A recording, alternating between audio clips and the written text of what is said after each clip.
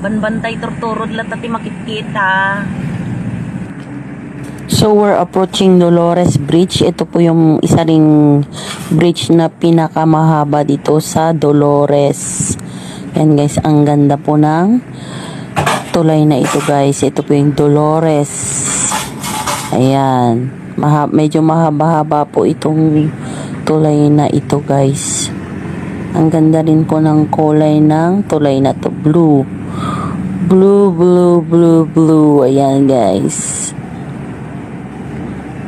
Ayan, so ito po yung pinaka pagod, hirap na biyahe po namin galing sa tugtugan. Ganito po ang buhay ng banda guys.